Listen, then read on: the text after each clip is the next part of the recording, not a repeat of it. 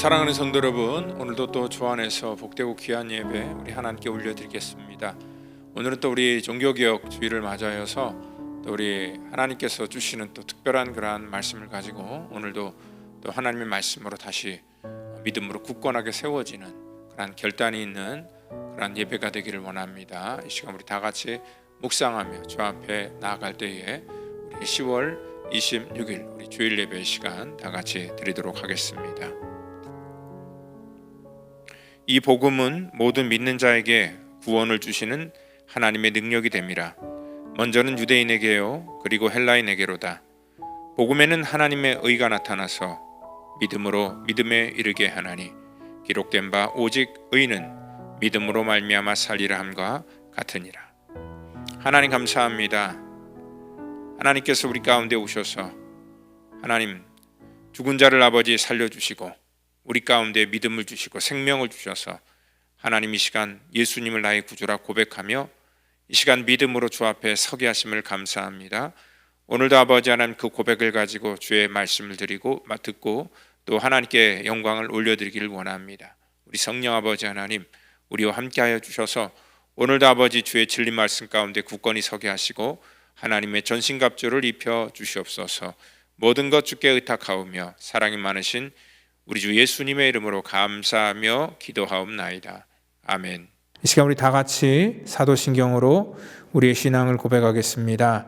전능하사 천지를 만드신 하나님 아버지를 내가 믿사오며 그 외아들 우리 주 예수 그리스도를 믿사오니 이는 성령으로 잉태하사 동정녀 마리아에게 나시고 본디오 빌라도에게 고난을 받으사 십자가에 못 박혀 죽으시고 장사한 지 사흘 만에 죽은 자 가운데서 다시 살아나시며 하늘에 오르사 전능하신 하나님 우편에 앉아 계시다가 저리로서 산 자와 죽은 자를 심판하러 오시리라. 성령을 믿사오며 거룩한 공회와 성도가 서로 교통하는 것과 죄를 사하여 주시는 것과 몸이 다시 사는 것과 영원히 사는 것을 믿사옵나이다. 아멘.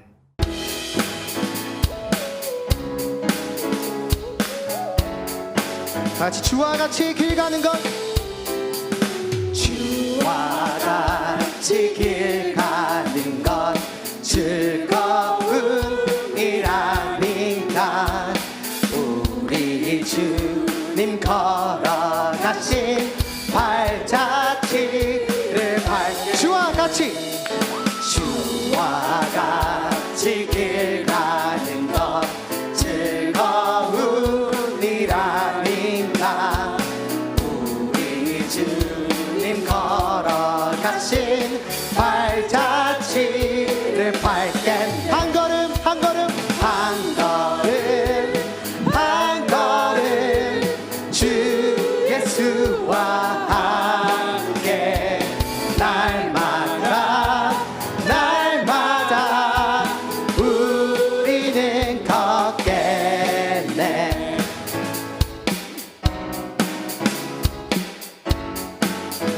어린아이 같은 우리, 어린아이 같은 우리 미련하고 약하나 주의 손에 이끌려 생명길로 가게 한 걸음 한 걸음 한 걸음 한 걸음 주 예수와 함께 날마다 날마다 날마다 우리는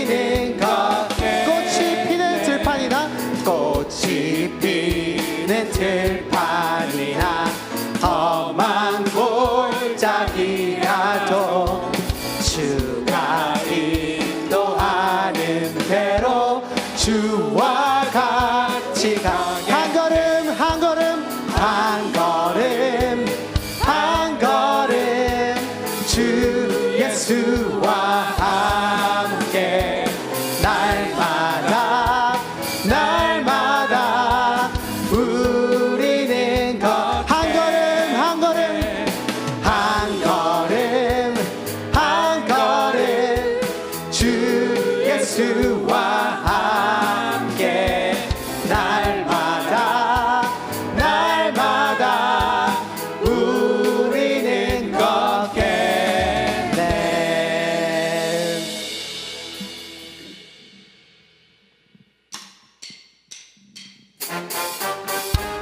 내가 진정으로 사모하는 우리 주님 찬양하기 원합니다. 우리 다 같이 또 박수 치면서 또 찬양하기 원하는데요. 우리가 진정으로 사모하는 것이 주님이라는 그 고백하는 마음을 가지고 찬양하기 원합니다. 내 진정 사모하는 친구가 되시는 구주 예수님은 아름다워라.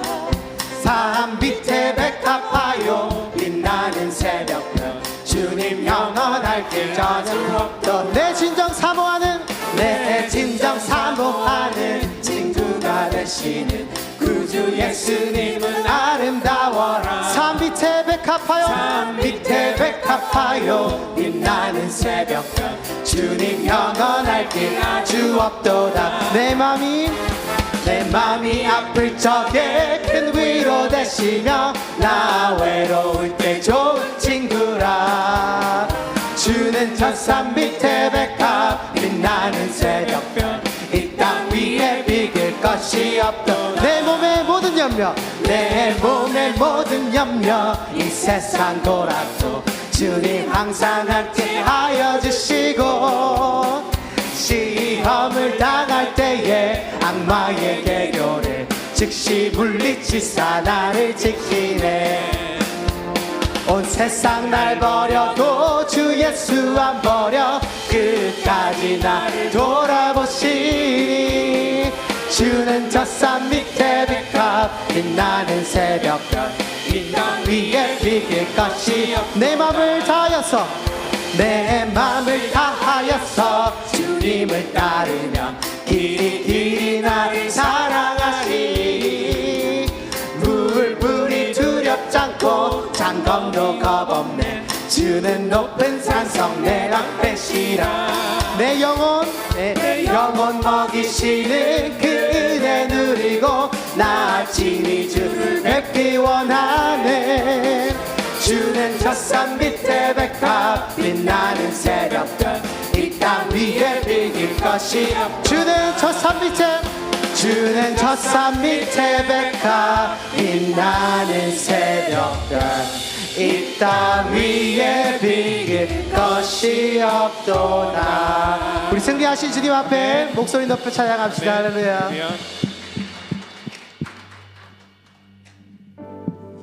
우리 모든 찬양의 이유, 모든 영광의 주인이 되신 분은 오직 예수님 뿐이라고 우리가 믿고 나아갑니다. 우리가 다 같이 찬양합니다. 당신은 영광의 왕 찬양하도록 하겠습니다.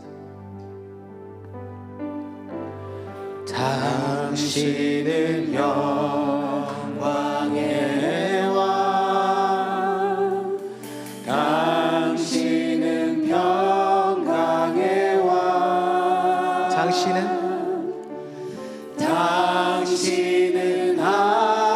하늘과 땅의 주 당신은 정의의 아들 천사가 무릎 꿇고 천사가 무릎 꿇고 예배하고 찬송하네. 영원한 생명 말씀 당신은 예수 그리스도 주 당신은 영광의 왕 당신은 영광의 왕 당신은 평강의 왕 당신은 하늘과 땅의 주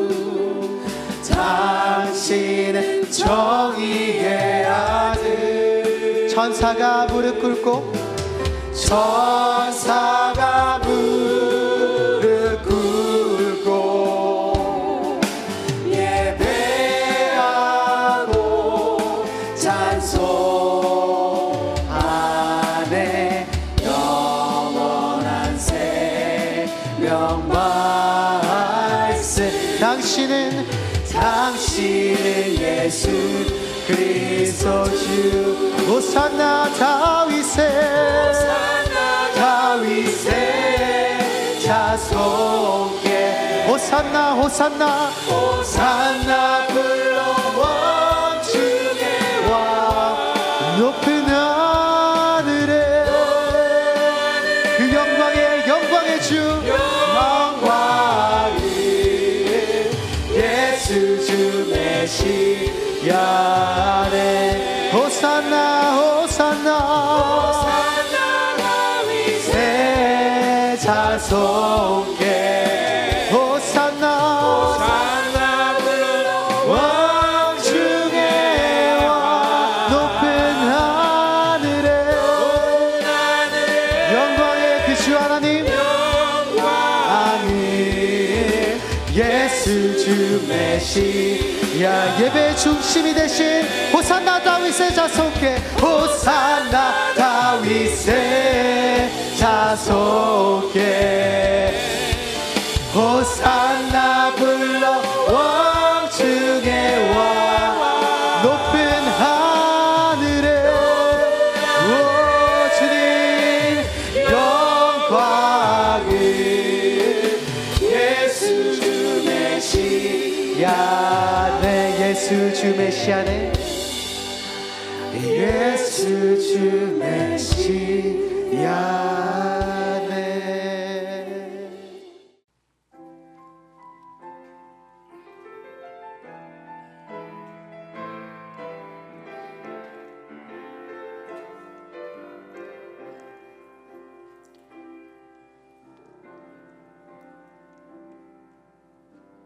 인생의 수많은 질문, 답은 오직 예수. 모든 걸 내려놓고 주 앞에 섭니다. 상하고 지친 마음, 수렁에 빠진 발, 나의 구원은 오직 예수, 예수로 일어설 힘 얻네. 주를 바라는 자 새 힘 얻으리. 주 신뢰하는 자 두려움 없으리. 날 붙드시는 그 사랑 의지하며 나 예수로 새 힘 얻으리.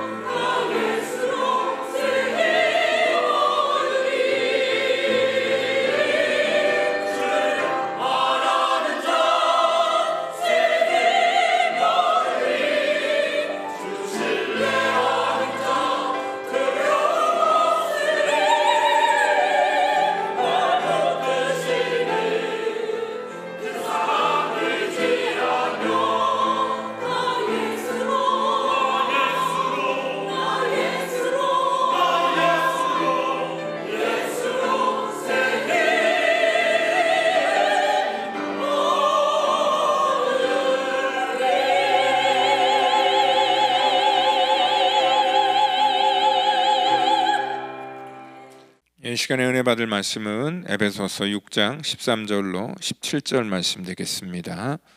그러므로 하나님의 전신갑주를 취하라. 이는 악한 날에 너희가 능히 대적하고 모든 일을 행한 후에 서기 위함이라. 그런즉 서서 진리로 너희 허리띠를 띠고 의의 호심경을 붙이고 평안의 복음이 준비한 것으로 신을 신고 모든 것 위에 믿음의 방패를 가지고 이로써 능히 악한 자의 모든 불화살을 소멸하고 구원의 투구와 성령의 검 곧 하나님의 말씀을 가지라. 아멘. 이 시간에 우리 싸움의 기술 6번째 성령의 검, 성령의 검이라는 제목을 가지고 우리 에베소서 강해 우리 29번째 강해를 같이 나누기를 원합니다. 오늘 우리 에베소서 강해 연속이지만 또 오늘 이 종교개혁주일로 또 이렇게 같이 겸해서 하나님의 말씀을 전하도록 하겠습니다. 우리가 지금까지 소개했던 전신갑주 6번째인데요.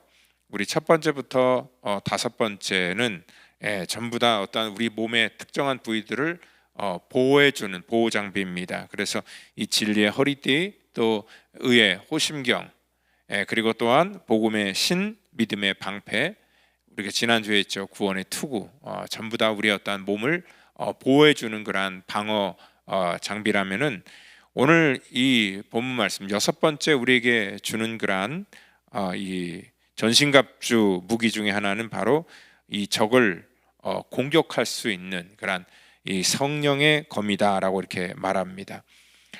우리가 인류 역사상 어떤 전쟁도 방어로 전쟁에서 승리한 예가 없다는 사실에 우리가 주목을 해야 됩니다. 제가 다시 한번 축구 얘기를 말씀을 좀 드리면은요, 이 축구라는 경기가 아무리 수비를 잘해도 골을 넣지 않으면 절대로 경기에서 이길 수가 없습니다.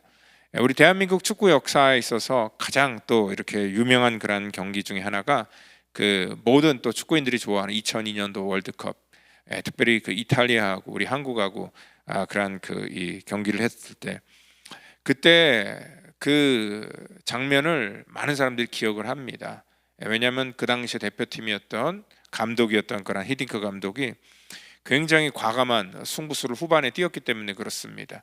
이제 후반전에 들어가서 선수를 교체하는데 그때 수비수 2명을 빼버리고 수비수 2명의 자리에 공격수를 넣는 그런 파격적인 그런 이 전술을 구사했기 때문에 그렇습니다. 사실 이태리 같은 전통 축구 강호를 만나서 수비수를 빼고 공격수로 이렇게 바꾼다는 것은요, 사실 있을 수 없는 그러한 일들이었는데 오늘 그러한 모험을 그 감독은 했고요. 결국은 감독이 이제 생각하는 것들은 뭐냐면, 이렇게 아무리 적이 강하지만 이 적극적으로 공격을 할 때 그 당황을 해서 자기의 실력을 발휘하지 못한다는 것들을 알고선요, 이런 회심의 작전을 사용했고, 우리 쪽에서는 배수의 진을 치면서 경기를 했기 때문에 결과적으로는 경기에서 이길 수 있었다는 것입니다.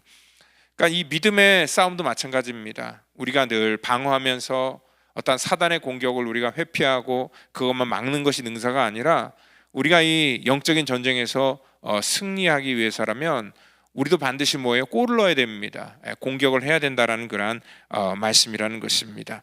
방어는 늘 한계가 있기 때문에 그렇다는 것입니다. 아무리 방어를 잘해도요, 한 번의 실수가 있거든요. 근데 그 한 번의 실수로 인하여서 경기에서 지거나 또 패할 수 있기 때문에 그렇다는 것입니다.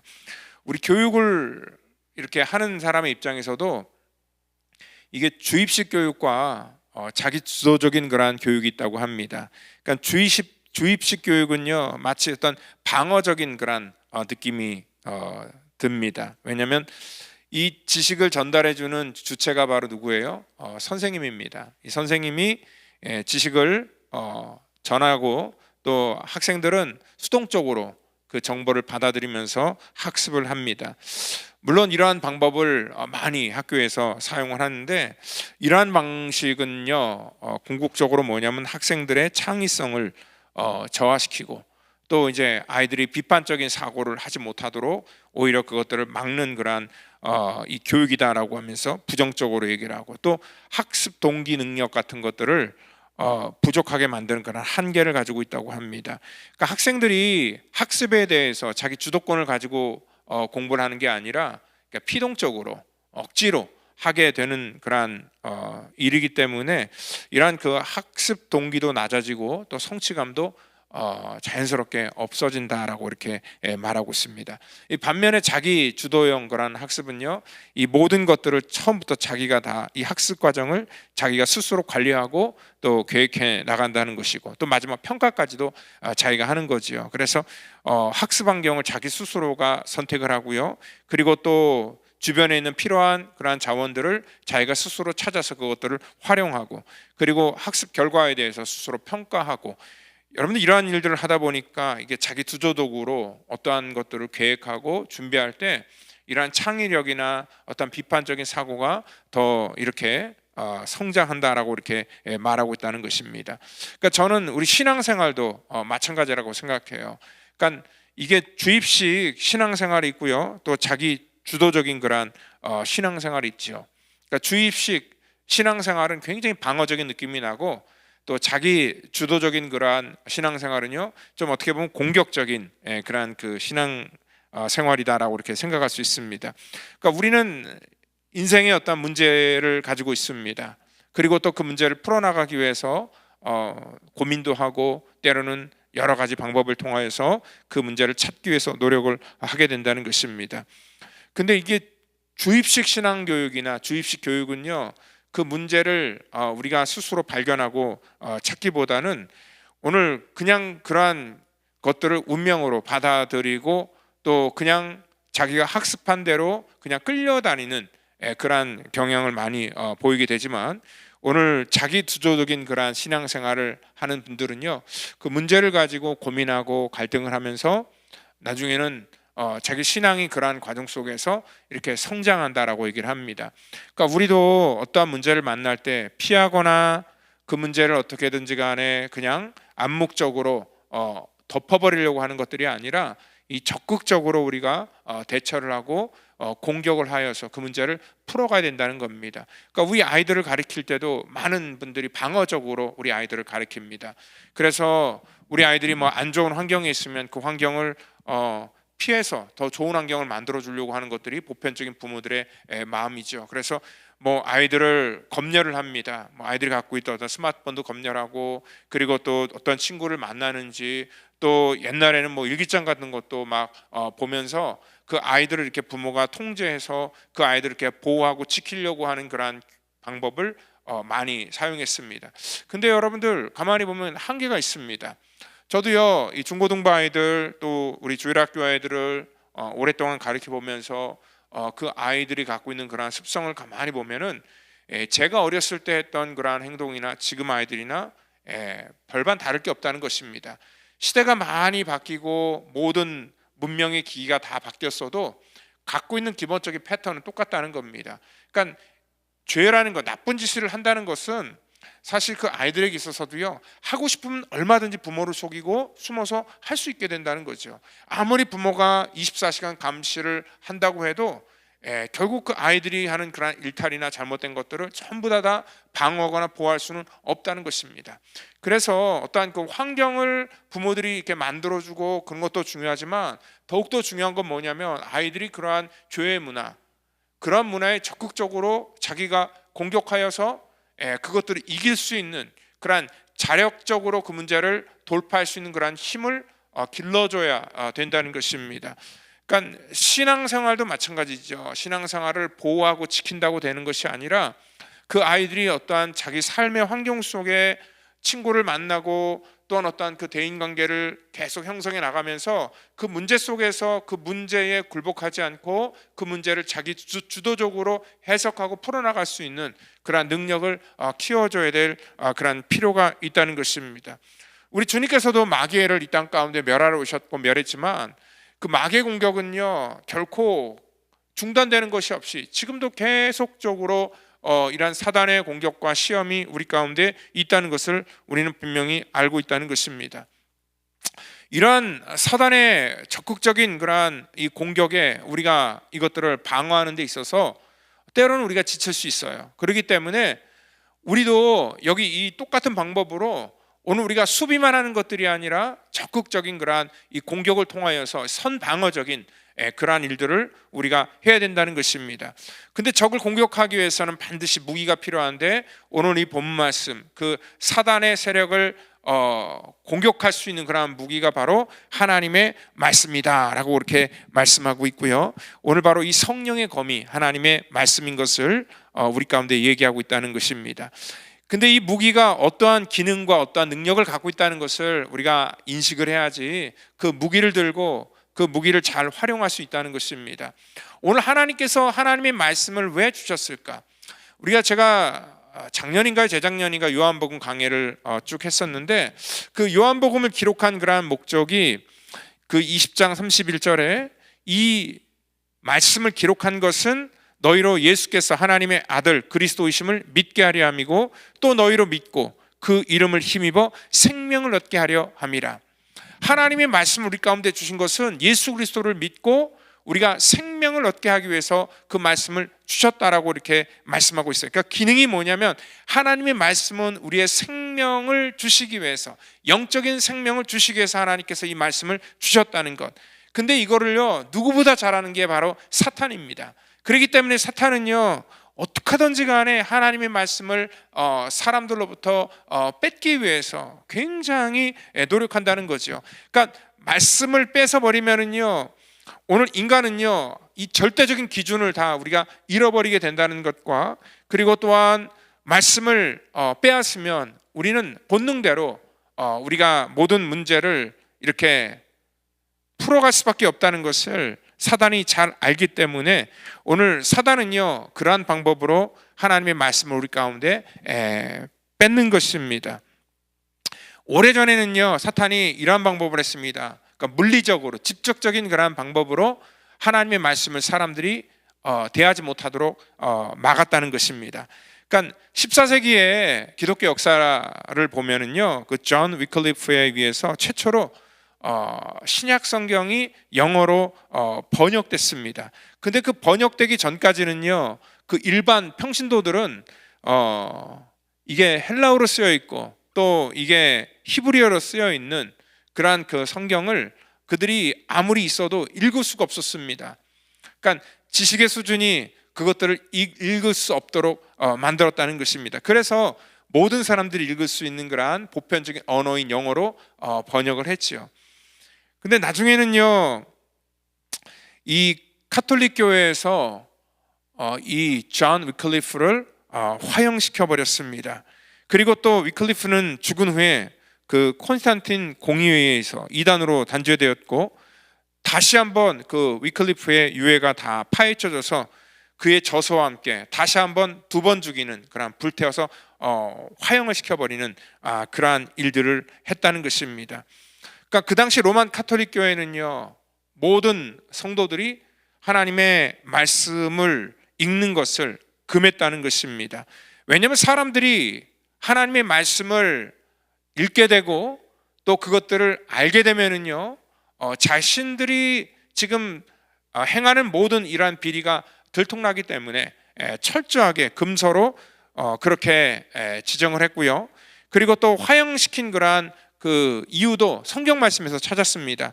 요한복음 15장 6절 말씀, 사람이 내 안에 거하지 아니하면 가지처럼 밖에 버려져 마르나니 사람들이 그것을 모아다 불에 던져 사르느니라. 요한복음 15장 6절 말씀을 인용하여서, 그러니까 여기 내 안에가 우리 그리스도 안인데 그들은요 이것을 교회 안에, 그래서 이 황제의 그러한 그 명령에 의해서 이 모든 것들을 전부 다 교황의 그런 명령에 의해서 법을 어길 때는 다 불태워버린다. 그래서 화형을 많이 이렇게 시켰다는 것을 알 수 있습니다. 우리나라 초기에 기독교가 들어올 때도요 오늘 금서로 그거를 지정을 했습니다. 그러니까 최초의 그런 한글 번역자였던, 그리고 전도자였던, 그리고 교회를 창립했던 그런 서상윤이 성경을 가지고 이 조선 땅으로 통과하다가 나중에는 그 성경이 들키게 돼서 압수를 당하게 됩니다. 그도 역시 정말 이렇게 죽을 뻔한 그런 운명이었는데 그 당시 그 별종소에서 근무하는 관리 김효순의 도움을 받아 10권의 성경을 가져오는 바람에 그 성경을 통하여서 최초로 소래교회가 세워지게 되었다라고 이렇게 얘기를 하고 있고요. 또 일본에서 예수님을 영접한 그러한 이수정이라는 사람은 또 한국 유학생들 한 30명에게 복음을 전했다는 이유로 나중에는요 순교를 당했다라고 이렇게 전해지고 있습니다. 그러니까 이 근대사까지만 하더라도 이 사탄은요 일반 사람들이 성경을 읽지 못하도록 계속 직접적으로 박해를 했고, 그리고 그것들을 방해를 했다는 것을 알 수 있고, 지금도요 뭐 북한이나 많은 회교권 그런 나라에서는요 성경을 소유하는 것 자체만으로도 큰 중범으로 그렇게 이렇게 치리를 받는 그러한 일들을 한다는 것을 우리가 잘 알고 있다는 것입니다. 오늘은 우리가 공교롭게도 또 종교개혁주일입니다. 이날이 어떤 날입니까? 하나님께서 그 하나님의 말씀을 이 땅 가운데 우리에게 다시 주신 그러한 날이다라고 생각하면 됩니다. 왜냐하면 사탄은요 이러한 성경을 사람들로부터 읽지 못하게 번역하여서 사람들이 이해하지 못하게 그렇게 철저하게 막았지만, 오늘 그 루터라는 그러한 한 젊은 그러한 신앙인을 통하여서 하나님의 말씀을 우리 모든 사람들의 손에 쥐어지게 되고 그것들을 읽게 만드는 그러한 그 도화선과 같은 그러한 역할을 했던 것이 바로 이 종교개혁날입니다. 그러니까 1517년 10월 31일 로마 가톨릭 교회에 반항을 하면서 오늘 그들의 가르침이 잘못됐다라는 것들을 이 루터가 성경을 읽고 깨닫고 그 사제로서 오늘 자기 양심 고백을 한 날이 바로 이 종교개혁 날입니다. 그는 95개조 조항 반박문을 비텐베르크 대학교의 정문에 붙인 것을 통하여서 이 개혁을 시작했다는 것입니다. 만약 그날에 이러한 저항이 없었다면 지금의 어떠한 그 개신교 하나님의 말씀이 우리 속에 들어오는 그러한 일들이 훨씬 더 늦춰졌을 겁니다. 근데 그분은요 마치 그 물고기가 생명이 있기 때문에 그 물살에 떠내려가지 아니하고 물살을 거슬려 가는 그러한 것들을 우리 가운데 완전히 보여줬습니다.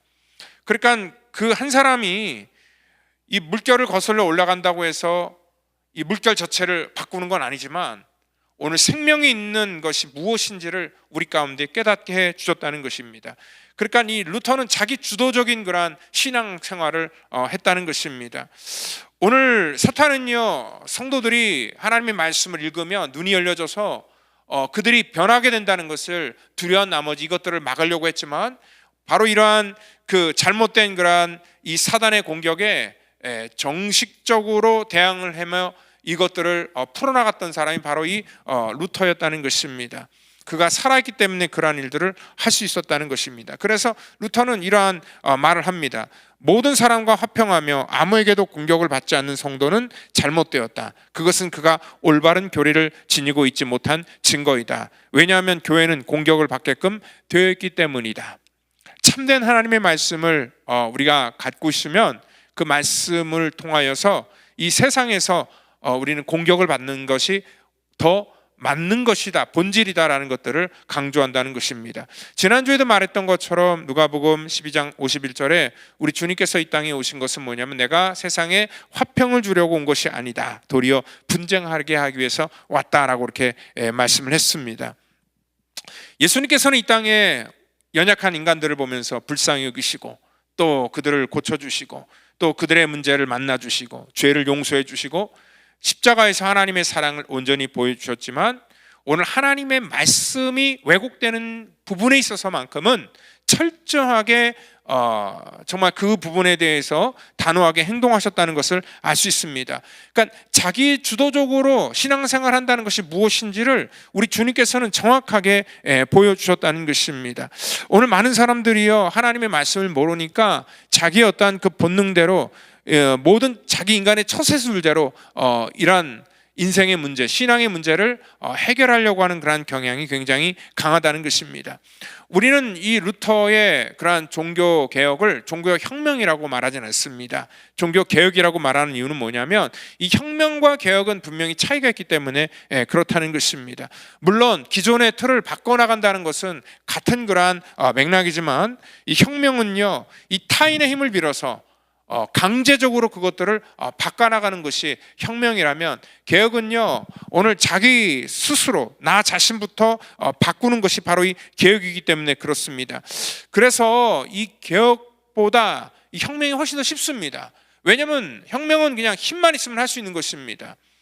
루터는요 이렇게 개혁을 했던 이유가 뭐냐면, 어떤 새로운 종교를 만들자, 오늘 그가 어떠한 것을 계획해서 그렇게 했던 것이 절대 아닙니다. 그리고 로마 교회를 어떻게든 카톨릭 교회를 없애버려야 되겠다, 대적해야 되겠다 해서 그가 이러한 개혁을 했던 것이 아닙니다. 하나님의 말씀이 왜곡되는 것들에 대해서 그는요 어떠한 그 반문을 가지고 오늘 하나님의 말씀이 다시 이 땅 가운데 똑바로 들리도록 오늘 그 역할을 감당하는 것이 오늘 그의 사명이었고, 오늘 그의 그러한 그 살아있기 때문에 그 일들을 할 수 있었다는 것입니다. 여러분들, 오늘 그것들은 뭐냐면 바로 이 하나님의 말씀, 오늘 보니까 이 성령의 검을 그 손에 하나님께서 들려줬을 때 오늘 그것을 가지고 이 마귀를 공격하는 그러한 가장 확실한 그러한 이 최선의 방어의 그러한 모습을 우리 가운데 보여주셨다는 것입니다. 그래서 우리도 이 땅 가운데 살면서요 이 하나님께서 우리 가운데 들려주신 이러한 성령의 검, 하나님의 말씀, 이 하나님의 말씀이 이 땅 가운데 똑바로 들리도록, 그리고 또한 이 말씀이 우리 삶을 온전히 이끌도록 오늘 우리는 이 말씀 가운데 반드시 바로 서야 된다는 것입니다. 이 검이라고 하니까, 공격무기라고 하니까 우리는 항상 이 검을 가지고 누구를 찌를까를 항상 우리는 생각을 합니다. 이 칼끝이 누구를 향할 것인가 생각을 하는데, 여러분들 오늘 이 칼끝은요 누구 어떤 상대방을 찌르라고 준 것이 아니라 이 칼끝은 바로 자기를 향해 있어야 된다는 것이죠. 오늘 자기의 어떤 그 죄성과 죄악을 자르는 데 있어서 이 검을 하나님이 사용하라고 우리 가운데 주셨다는 것입니다. 루터도요 오늘 어떤 그 카톨릭의 어떤 잘못된 그러한 것들을 오늘 향하여서 그 칼을 든 것이 아니라, 실질적으로 뭐냐면 이 땅의 모든 그러한 사람들이 하나님의 말씀의 진리에 왜곡되어서 잘못 신앙생활하는 그러한 사람, 그뿐만 아니라 자기 자신을 향하여서도 오늘 이 말씀을 들었을 때 오늘 그것이 바로 진정한 개혁이 될 수 있었다는 겁니다. 그 칼끝이 상대방만 향해 있다면 그건 혁명이 되는 것이고, 오늘 그 칼끝이 상대방뿐만 아니라 자기에게도 향했다는 것을 깨달을 때 그것이 진정한 개혁으로 나타날 수 있었다는 것입니다. 오늘 그러기 때문에 루터는요 그 일을 통해서 많은 그런 불이익을 당하게 됐죠. 결국은 이러한 사제의 모든 권리를 박탈하게 되었고, 이 생명의 위협을 당하는 그러한 일들이 굉장히 많았다는 것을 우리가 알 수 있습니다. 바로 자기 주도적인 그러한 신앙을 하는 사람이 뭐냐면 말씀에 의해서 눈이 열려진 사람입니다. 오늘 이러한 사람들은요, 살아있는 사람들은 계속적으로 질문을 던집니다. 오늘 하나님이 과연 어떠한 분이시고, 하나님은 나를 통하여서 원하시는 것이 무엇인가, 그리고 또한 어떻게 사는 것이 과연 하나님의 영광을 위해서 살아가는 것일까에 대해서 끊임없는 그러한 질문을 던지면서 자기 스스로가 하나님의 영광을 쫓아서 살아가는 그러한 자기 주도적인 신앙생활을 할 수 있게 된다는 것입니다. 오늘 그는요 사실 어떠한 그 싸움을 해야 되겠다라는 그러한 계획도 없었고 아무런 준비도 없었지만, 오늘 그는 이 모든 일들을 혁명처럼 하지 아니하고 오늘 하나님께서 주신 그러한 선하신 방법대로, 오늘 성령께서 그를 사용하시고 그에게 감동을 주신 그러한 방법대로 이 모든 것들을 해냈다는 것입니다. 예수님께서도요 이 땅 가운데 하나님의 일을 하며 이러한 마귀와 싸워 나가실 때에 혁명적인 방법을 가지고 하지 않았습니다. 예수님께서는 오히려 이러한 혁명적인 방법을 원했던 제자들에게 칼을 쓰는 자는 칼로 망한다 하면서 그 검을 다시 집어넣으라라고 말씀하시고, 오늘 스스로 하나님의 말씀에 순종하는 것이 무엇인지를, 오늘 진정한 이 개혁이 무엇인지를 직접 보여주셨다는 것입니다. 그래서 그 마귀에게 시험당할 때도 보면은 거기 말씀에 기록된 대로, 그 말씀에 기록된 대로 주님께서는 그 모든 마귀의 그러한 이 공격을 멸하셨다라는 것들을 우리가 잘 알고 있다는 것입니다. 성경은요 바로 하나님의 감동에 의해서 쓰여진 책인 것을 우리가 누구나가 잘 알 수 있습니다. 그래서 하나님의 말씀을 성령의 검이다라고 이렇게 말하는 그러한 이유도 뭐냐면, 베드로후서 1장 20절을 보더라도요, 모든 그러한 그 성경 예언은 사사로이 풀 것이 아니라 예언은 언제든지 사람의 뜻으로 낸 것이 아니요 오직 성령의 감동하심을 받은 사람들이 하나님께 받아서 말한 것이다 라고 이렇게 말하고 있습니다. 그러니까 사사로이 이것들을 풀 것이 아니라 이 성경은요, 오늘 나의 나름대로의 어떤 지식을 풀어서 낸 것이 아니라 이 성령님께서 사람들에게 감동을 주셨고 그 성령의 감동에 의해서 우리 가운데 주어진 것이 하나님의 말씀인 성경이라는 것들을 말씀하고 있죠. 그래서 이것을 가지고 우리가 성령의 검이다라고 이렇게 표현한다는 것입니다. 우리가 원문을 보면은요, 흐레마데우스라고 씁니다. 하나님의 말씀을 흐레마데우스. 여기 그 하나님의 말씀을 말할 때 오늘 여기서는 레마라는 그런 단어를 써요. 레마데우스. 근데 여러분들 하나님의 말씀은 보편적으로 로고스라는 말씀으로 많이 씁니다. 근데 여기서는요, 오늘 그 하나님의 말씀을 쓸 때 레마라는 그런 단어를 사용하죠.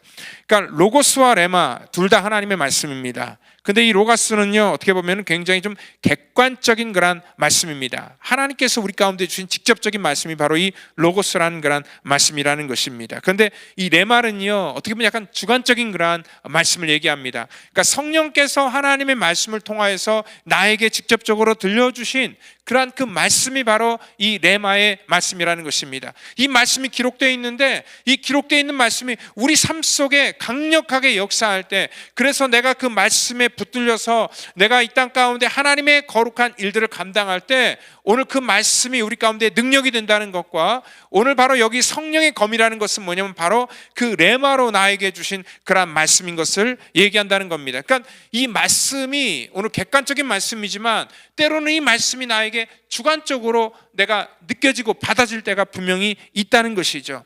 그러니까 자기 주도적인 신앙생활을 살아갈 때 하나님께서 이렇게 이 주관적으로 우리 가운데 말씀을 주신다는 것입니다.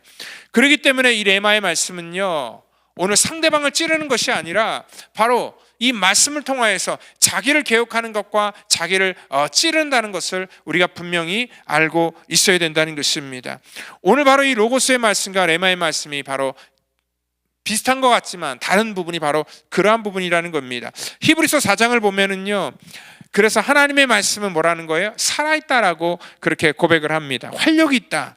자위의 날선 어떤 검보다도 예리하여서 우리의 혼과 영과 관절과 골수를 찔러 쪼개기까지 하며 또 우리 마음과 마음의 생각과 뜻을 판단하신다라고 얘기를 합니다. 지으신 것이 그 앞에 하나도 나타나지 않음이었고 우리의 결산을 받으실 이의 눈앞에 만물이 벌거벗은 것 같이 다 드러난다라고 이렇게 말하고 있다는 것입니다. 그러니까 이 하나님의 말씀이 오늘 레마의 말씀이 되어서 오늘 이 성령의 검이 될 때는 우리의 모든 연약한 것들을 찔러 쪼갠다, 자기에게 향한다는 말씀이죠. 그리고 그 말씀이 우리의 마음과 또 우리의 어떤 그 뜻, 우리 마음의 생각과 뜻을 판단한다, 감정적인 영향, 이러한 모든 것들로부터 오늘 하나님의 말씀이 우리 가운데 이렇게 우리의 삶을 온전히 잡아준다라는 그러한 말씀을 하고 있다는 것입니다. 오늘 바로 우리 인간의 생각, 우리 지난주에도 얘기했던 것처럼 우리의 마음, 우리의 생각, 우리의 의지, 뭐 여러 가지 부분 속에서 사탄은 공격하지만 오늘 하나님의 말씀이 그러한 모든 잘못된 생각들을 물리칠 수 있는 그러한 힘이 되고 능력이 되고, 오늘 이 땅 가운데 우리를 공격하여서 우리 가운데 의심을 주고 불신을 주는 그러한 모든 이러한 사탄의 공격을 대적할 수 있는, 그래서 우리를 공격하지 못하게 만드는 그러한 강력한 그러한 이 공격 무기가 바로 하나님의 말씀, 성령의 검이다라고 이렇게 말씀을 하고 있다는 것입니다. 근데 문제는 뭐냐면은요, 이러한 능력 있는 하나님의 이 말씀, 검을 가지고 있는데 그 말씀이 우리 가운데 크게 그렇게 효력을 발생하지 않는 이유가 무엇일까? 여러분 뭐라고 생각합니까? 예전에는 사단이요, 어떻게 했어요? 사람들에게 이 하나님의 말씀을 읽지 못하도록 물리적으로 방해했다면은요, 오늘 이 사탄들은요, 이 영업 전략을 좀 바꾼 것 같아요. 오히려 반대로, 그러면은 사람들에게 이 하나님의 말씀을 그냥 막 던져주자, 막 넘치도록 주자라고 하면서 작전을 오히려 바꿔버렸습니다. 성경은요 지금도 어마어마하게 나옵니다. 그러니까 매년 4억 권 이상의 성경이 출판되고 있다라고 이렇게 말하고 있습니다. 그러니까 성경만큼 많이 보급되고 많이 나온 책이 이 땅 가운데 없습니다. 그리고 정말 전 세계 거의 대부분의 언어로 다 번역된 것이 바로 이 성경 말씀입니다. 사탄은요 성경 말씀을 이 땅 가운데 너무 흔하게 만들어 버렸습니다. 이제는 성경책뿐만 아니라 우리가 전화기를 갖고 있어 스마트폰에 누구나가 다 크리스천이라면 성경 앱 하나는 다 깔고 있습니다. 어디서나 성경 말씀을 볼 수 있도록 그렇게 만들어 버렸다는 것입니다. 그러니까 이게 희소성이 있을 때는요 그걸 귀하게 생각하지만 이게 너무나 흔해지면은요 사실 뭐예요? 사람들이 그 가치를 잃어버리게 되죠. 그러니까 명품 사람들 좋아하는데 명품이 왜 명품입니까? 명품은요 다른 것이 아니라 물건도 좋지만 그 물건의 희소성을 거기다가 부여하기 때문에 훨씬 더 그것들이 다른 어떠한 물건보다도 더 비싸게 거래가 된다는 것입니다. 그러니까 차별화 전략을 펼치는 거지요. 그래서 그 리미티드 에디션 한정판을 만들어 갖고 더 이상 만들어내지 않고 어떠한 특정한 사람만이 소유할 수 있게끔 그렇게 제한되게 물건을 만들고, 그래서 희소성을 가지고 나중에는 그 물건이 없기 때문에 더 많은 사람들이 거기에 대해서 그 강박을 가지고 긴급성을 가지고 그 물건을 구입하기 위해서 물건값이 계속 올라가게 되는 그러한 사람의 심리를 이용해서 만든 거지요.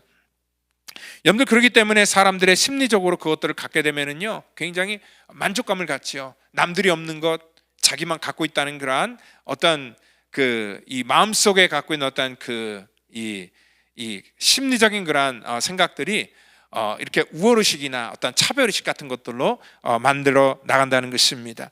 여러분들 사실 옛날에 성경은요 명품 중에 명품이었습니다. 정말 이 성경을 갖고 있다는 것 자체는요 정말 힘들고 어려운 그러한 일이었고 갖고 있는 것 자체만으로도 굉장히 귀하게 생각했습니다. 함부로 그 성경을 대할 수 없었고 또 성경을 읽을 때 그러니까 그 성경 자체가 귀하다 보니까 그 안에 있는 내용은 또 얼마나 귀하게 생각했겠습니까? 근데요 사람들은요 너무 그러니까 성경이 너무 흔하니까요 그 안에 있는 내용까지도 뭐합니까? 대수롭지 않게 여기는 그러한 경우가 있기 때문에 그렇습니다. 그러니까 성경이 너무 흔하다 보니까 그 내용조차도 굉장히 가치가 없다라고 사람들은 인식하게 되었죠. 그러니까 사탄은요 굉장히 이러한 교묘하게 사람들의 심리를 이용해서 하나님의 말씀의 가치를 이 땅 가운데 떨어뜨리는 그러한 일들을 한다는 것을 우리가 분명히 아셔야 된다는 거예요. 예수님께서도 그 누가복음 8장을 통하여서 그 4가지 마음밭에 대한 비유를 하셨잖아요. 하나님의 말씀이 뿌려질 때에 때로는 길가에, 때로는 돌짝밭에, 때로는 가시덤불에 이렇게 보면은요 그 결론은 뭡니까? 어느 밭에 떨어졌던지 간에 열매를 맺지 못하는 그러한 것은 하나님의 말씀이 이 땅 가운데 우리에게 열매를 맺지 못하도록 끊임없이 방해하는 것들이 사단의 그러한 이 작전이라는 것과 결국은 거기서 열매를 맺고 또한 거기서 그 씨가 살아서 생명을 잉태하는 것은 그냥 확률로도 25%밖에 안 된다라는 것이고요. 또 그 말씀을 준 거는 믿지 않는 사람을 대상으로 한 게 아니라 제자들에게 그것을 풀어서 줬다는 것은 뭐냐면 믿는 사람들에게 줬다는 거예요. 그러니까 한 교회 안에 다녀도요 이 하나님의 말씀을 들을 때에 이 성도 중에서 75%는요 뭐 하는 거예요? 하나님의 말씀을 계속 뺏는 거예요. 왜? 하나님의 말씀을 듣지 못하게 방해합니다. 교회는 오지만 그래서 자기 스스로 어떠한 안도감을 가지려고 하지만 하나님의 말씀을 뺏음으로 말미암아 우리의 신앙이 자라지 못하도록 방해하는 것이 바로 이 사단의 작전이라는 것을 우리가 분명히 인식하고 있어야 돼요. 그래서 우리는 그 하나님의 말씀에 집중해야 된다는 것입니다. 칼을 들고 있는데 이것을 어떻게 써야 되는지 사람들이 모릅니다. 그리고 또한 우리가 이 말씀을 빼앗겼기 때문에 칼날이 너무 무디게 돼버렸어요. 그 말씀을 읽지 않고 그 레마의 말씀으로 우리 가운데 받아들여지지 않으니까 이 말씀의 칼날이 무디어졌어요. 여러분들 집에도 보면은 무디어진 칼들이 있을 거예요. 저희 집 때도 이렇게 서랍을 열어보면 어떠한 칼들은요 정말 아무것도 쓸리지 않는 파 하나도 쓸지 못하는 그러한 칼들이 있거든요. 여러분들 사실 보면은 집집마다 이러한 칼이 있는데 이게 바로 우리들의 영혼의 모습이 아닐까를 한번 생각해 보셔야 된다는 거예요. 하나님께서 우리 가운데 강력한 성령의 검을 주셨음에도 불구하고 이 성령의 검으로 정말 이 파 하나도 쓸지 못한다면은 오늘 어떻게 이것으로 우리가 우리의 혼과 영과 관절과 골수를 찔러서 이 예리한 수술을 어떻게 할 수 있겠습니까? 끝으로 사도행전 19장 14절을 보면 거기 유대의 한 제사장이 나옵니다. 그가 예수님의 방법대로 귀신을 쫓으려고 왔는데 오히려 그 귀신이 이렇게 조롱을 합니다. 내가 예수도 알고 바울도 알거니와 너희는 누구냐 하며 악기 들린 사람이 그들에게 뛰어올라 눌러이기니 그들이 상하여 벗은 몸으로 그 집에서 도망했다라고 얘기를 합니다. 코미디 같은 그런 스토리죠. 이 제사장 스게와 그의 7 아들이 방법적인 면에서는요, 하나님의 말씀을 들고 정말 귀신을 쫓으려고 했지만 이 칼날이 너무 무디니까 그 어떠한 것도 할 수 없는 그러한 정말 모양만 칼인 그러한 것을 갖고 있었다는 것입니다. 그래서 결국은 그걸로 인하여서 창피를 당했다는 그러한 얘기를 하는 것을 볼 때에 오늘 바로 저와 여러분들도 우리의 칼날을 무디게 해서는 안 된다는 겁니다. 이 땅 가운데 하나님께서 우리에게 이러한 강력한 이러한 사단의 권세를 무찌를 수 있는 그러한 공격 무기를 주셨다는 거죠. 성령의 검, 하나님의 말씀, 그 하나님의 말씀을 가까이 함으로 말미암아 그 하나님의 말씀이 레마의 말씀으로 내 삶 속에 능력이 되어서 오늘 성령께서 그 말씀의 감동을 통하여서 나의 삶을 바꾸시고 오늘 그 칼끝이 나를 향하여서 오늘 나의 죄성을 이 땅 가운데 멸하시고 오늘 다시 한번 하나님의 능력으로 힘있게 일어나는 그러한 저와 여러분이 되기를 예수님의 이름으로 축원드립니다. 다 같이 기도하겠습니다. 하나님 감사합니다. 주의 거룩한 백성들, 이 시간에 우리가 예수의 이름을 외칠 때에 그 예수의 이름이 우리 가운데 능력이 되게 하시고 권세가 있게 하여 주셔서 그 아버지 하나님, 하나님의 말씀을 통하여서 이 땅 가운데 악한 어둠의 적들을 우리가 물리칠 수 있는 하나님의 십자가 군병으로 우리를 삼아 주시옵소서. 오늘 이 하나님의 전신갑주를 온전히 우리가 입기를 원합니다. 이 6가지의 하나님의 갑주를 우리가 입음으로 말미암아 이런 악한 마귀의 그런 괴계를 멸하여 이 땅 가운데 서기 위해서 하나님께서 이것들을 주셨다 하였사오니 하나님 믿음으로 서나가는 주의 거룩한 백성 되도록 우리를 축복하여 주시옵소서. 모든 것 감사하며 사랑이 많으신 예수님의 이름으로 기도하옵나이다. 아멘.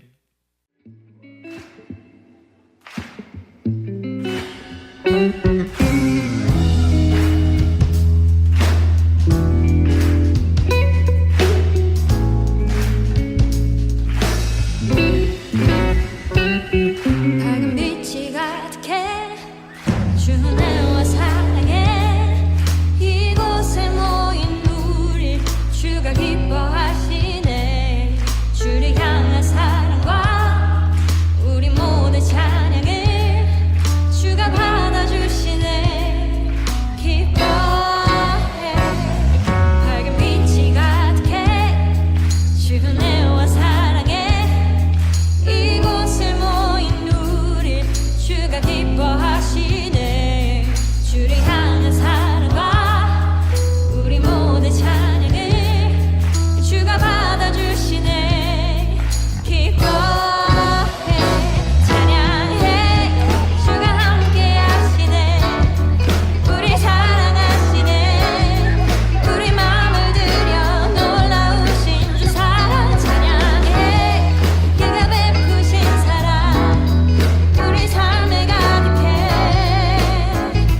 우린 기뻐 노래해.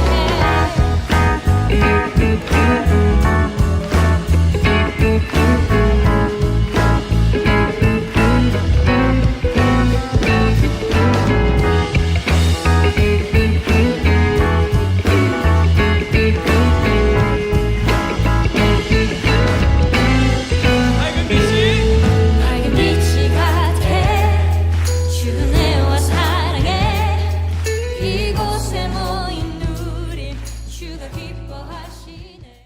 시간 우리 다 같이 드린 예물 위해서 기도합니다. 하나님 감사합니다. 우리 사랑하는 성도들 시간 또 귀한 예물을 주 앞에 구별하여 드리는데 하나님 그 예물을 받으시고 물질 쓰이는 곳에 주의 영광 나타나며 또한 믿음으로 저들이 구별하여 드렸기 때문에 하나님 그 믿음대로 되어지기를 원합니다. 저들의 모든 손대는 것 속에 우리 하나님께서 함께 하셔서 정말 저의 기업이 복되게 하시고 또 가정이 아버지 하나님 하나님께서 주시는 그러한 풍요로 넘치도록 하나님께서 인도하여 주시옵소서. 우리를 하나님의 도구로 사용해 주시기를 간절히 바라고 나오며 사랑이 많으신 예수님의 이름으로 기도하옵나이다.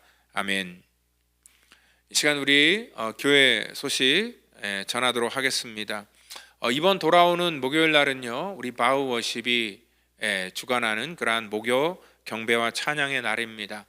목요일 날 저녁에 7시에 우리 교회에서 찬양 여러분들 1시간 동안 정말 찬양하고 우리 같이 통성으로 기도하고 그리고 믿음으로 결단하는 그러한 우리 기존의 예배하고는 또 다른 완전히 다른 스타일의 그러한 예배를 드리게 되는데요.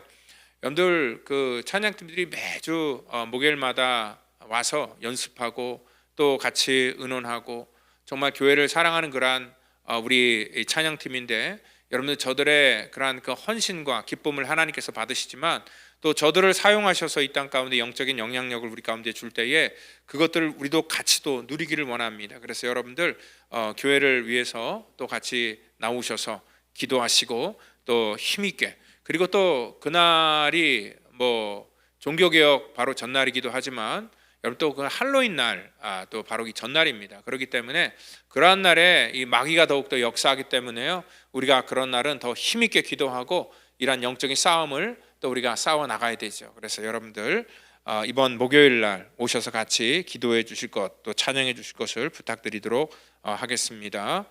우리 다음 주는요 우리 교회 그 18주년 또 창립 예배입니다. 그런데 또 공교롭게 우리 교인들 중에 많은 분들이 또 이렇게 한국으로 또 어떤 타주로 이렇게 출타를 하시더라고요.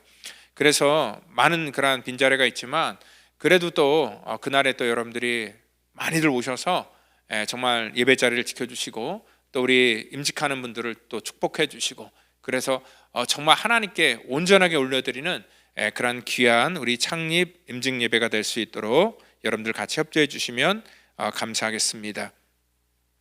우리 멕시코 선교 기금을 우리가 준비하기 위해서 바자회를 찬양팀과 우리 제2남성교회가 같이 연합해서 하게 되는데요. 우리 11월 22일 토요일 날 계획을 하고 있습니다. 아마 물건도 좀 여러분들이 도네이션 해주셔서요.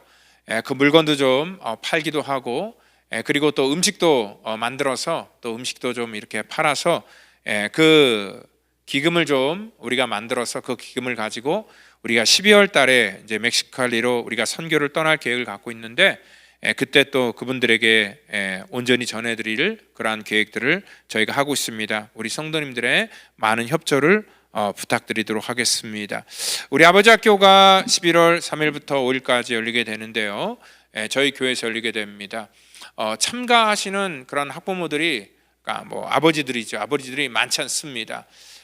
굉장히 적지만 그래 적어서 이게 될까라고 이렇게 생각을 했는데도 또 우리 강사진들이 또 외부에서 이렇게 비행기표를 이미 다 끊어서 먼 곳에서 봉사자들이 같이 이렇게 오셔서 함께하기 때문에 적은 인원이지만 또 그 퀄리티는 훨씬 더 좋을 거라고 생각을 합니다. 그래서 아직 늦지 않았으니 이 땅에 우리 아버님들 같이 또 함께 해주셔서 좋은 아버지 또 좋은 남편 또 남성으로서의 그러한 그 이 위치를 또 한번 이 교육을 통해서 확인해 주셨으면 감사하겠습니다. 이 시간에 우리 다 같이 자리에 일어나셔서 우리 찬송가 585장 내주는 강한 성이요 우리 찬양하고 축도함으로 예배를 마치도록 하겠습니다.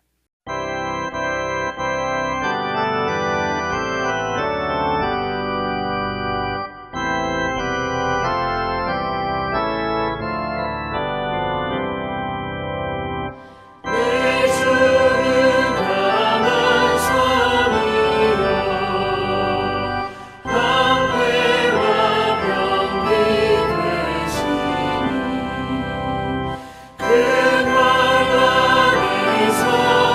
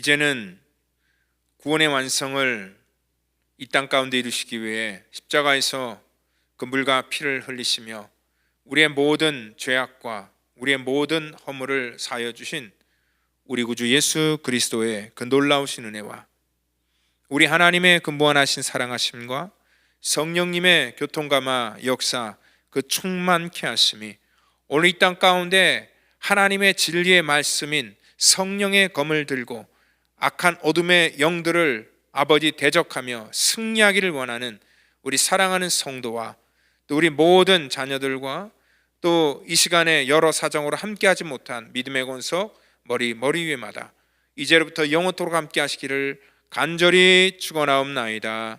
아멘.